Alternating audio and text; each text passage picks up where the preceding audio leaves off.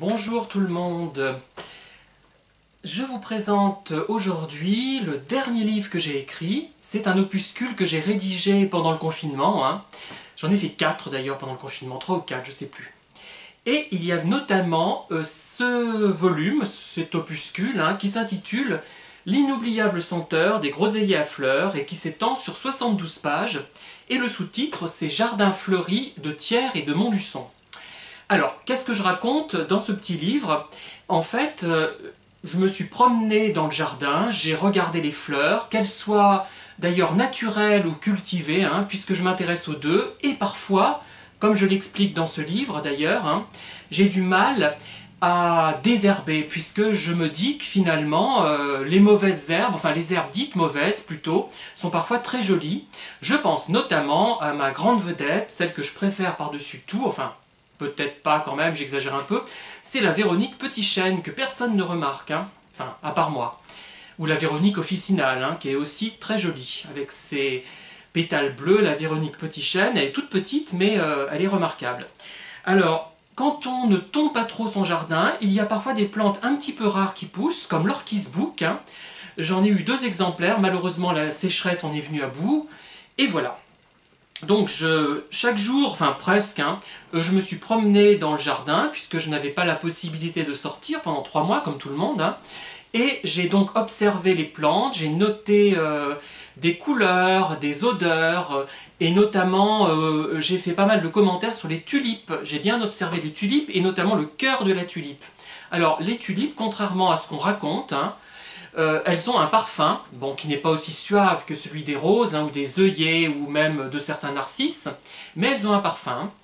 Voilà. Et j'ai fait la comparaison entre ces observations du jardin de Thiers, un petit jardin, notre maison, notre grande maison, comment dire, est posée sur un jardin qui fait 590 mètres carrés, ce qui fait que le jardin ne fait pas 590 mètres carrés au sol, puisque une bonne partie est occupée par la terrasse, par l'allée qui est en ciment, voilà. Et je compare donc ce petit jardin au grand jardin que nous avions à Montluçon quand j'étais enfant, adolescent et jeune adulte, qui faisait 3990 mètres carrés si je ne m'abuse.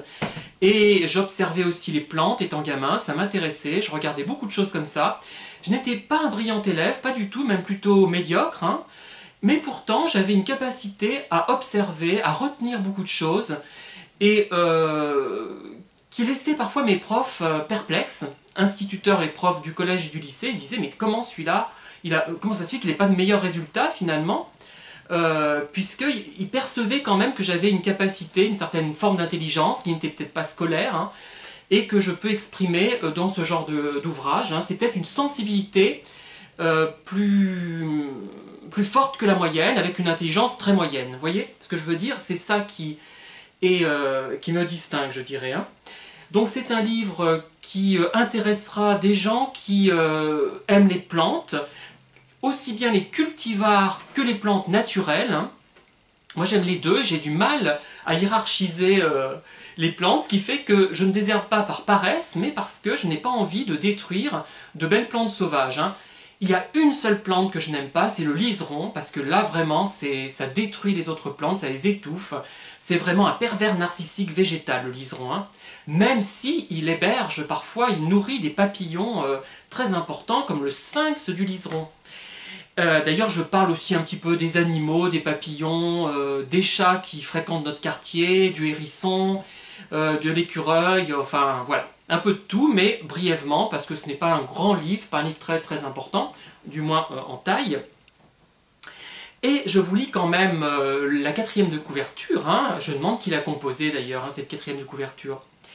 Dans ce court volume, composé durant le confinement, Pierre Calmar parcourt son petit jardin thiernois, s'attarde sur les plantes et les animaux qui le peuplent, tout en le comparant avec le jardin de ses parents à Montluçon.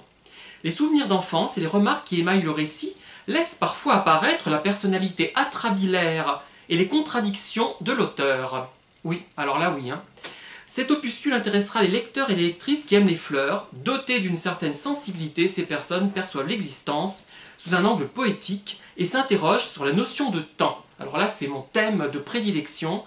Je ne le savais pas, mais depuis toujours, c'est quelque chose qui me perturbe très profondément, enfin depuis toujours. Depuis l'âge de 13 ans, je suis complètement obsédé par l'idée de l'au-delà, de la mort, du temps, mais sans me référer aux élucubrations des illuminés, ni aux propos complètement, à mon avis, à côté de la plaque proposés par les religions, hein, pas du tout. Donc je pense que c'est la science qui un jour nous apportera une réponse. Bon, pas encore, mais ça viendra. Voilà, donc ce petit volume que j'aime beaucoup, édité par Lulu. J'aime beaucoup son aspect. Vous voyez, j'aime bien les livres papier. Je le ferai peut-être en e-book d'ailleurs, parce que moi, ça ne m'intéresse pas de gagner de l'argent. Hein. Ce qui m'intéresse, c'est de trouver des lecteurs réceptifs.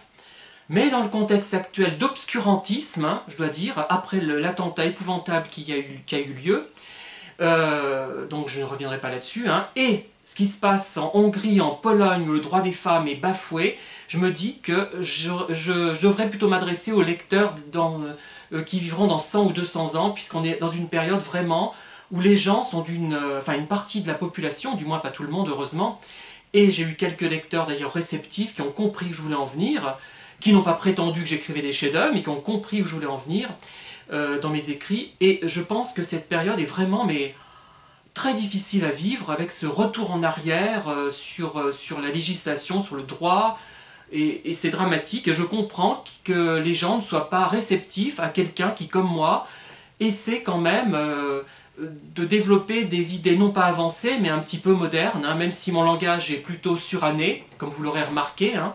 Je suis très attaché à un langage très classique, mais avec un contenu original. Hein. C'est un peu mon leitmotiv, ça. Voilà. Donc voilà ce petit volume, hein, sans prétention, mais en même temps qui n'est pas inintéressant à mon avis, hein, qui n'est pas un grand chef-d'œuvre, mais qui possède un certain intérêt et que je vous engage à lire, à découvrir, bien sûr. Hein. Voilà. Bien, je vous laisse. Je vais continuer à travailler sur un autre livre de souvenirs d'enfance avec cette notion omniprésente de temps, du temps qui passe, du temps, de l'espace-temps, enfin... Voilà, je suis complètement obnubilé par ça. Merci et à très bientôt pour de nouvelles vidéos.